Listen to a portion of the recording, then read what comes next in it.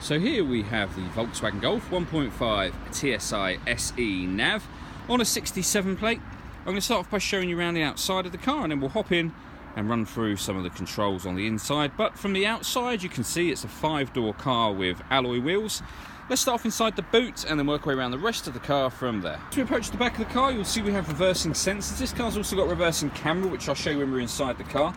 Plenty of boot space as well, along with that 60/40 split folding rear seat. Okay, so we're just going to work our way back round to the front of the car now, and then we'll hop in and run through some of the controls on the inside. But now that we've done a full circle of the car, you can see that it's in lovely condition the whole way round. Just briefly before I climb in, I think it's well worth seeing the interior from this exterior point of view so that you can see the seats properly. There's plenty to run through on the dashboard, so let's hop in and we'll do that now.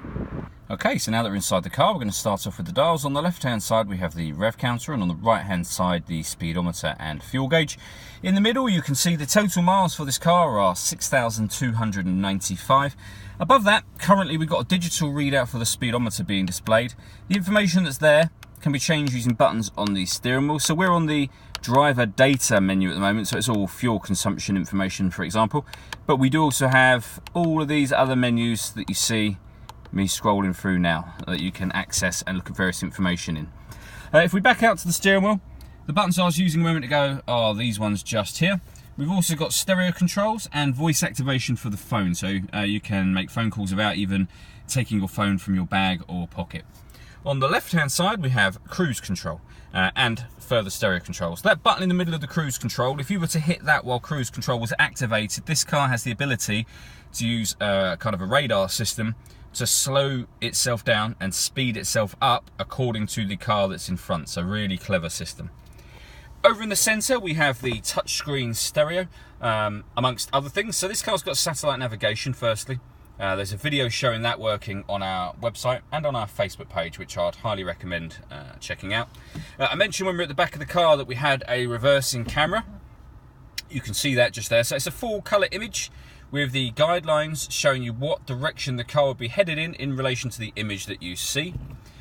In terms of the radio on this car, if we hit that button just there, you can see this car's got DAB radio, FM and AM radio, and there are stacks of ways to listen to your own music as well. If we hit source at the bottom there, you can see them all being listed.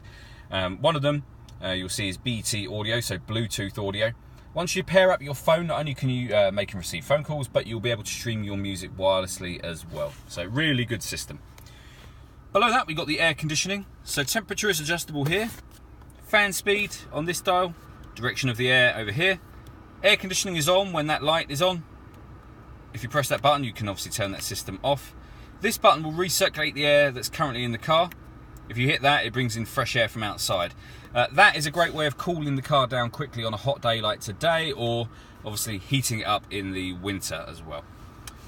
Working our way down from that, we have a 6-speed manual gearbox. In this cubbyhole section just here, it's a bit hard to see, but we have the USB and auxiliary input, so 2 of the music connection systems. We can turn on or off the front parking sensors from here. Putting the car in reverse will automatically put them all on, but if you were driving into a space forwards, then just hit that button. Over this side we've got the stop and start. So this car's designed to cut out in traffic to save you fuel. If you want to turn that system off, just hit that button. And then above that, the mode button.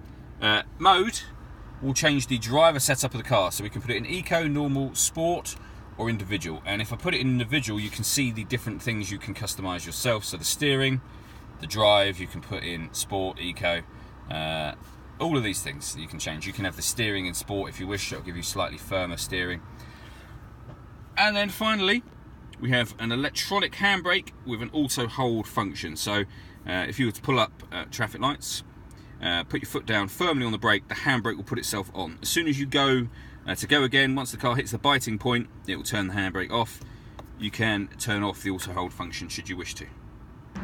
All that leaves me to say is thank you for taking the time to watch this video. If you'd like to come and see the car in person and have a test drive, please feel free to call any of our MJA sites. We'd love to hear from you soon.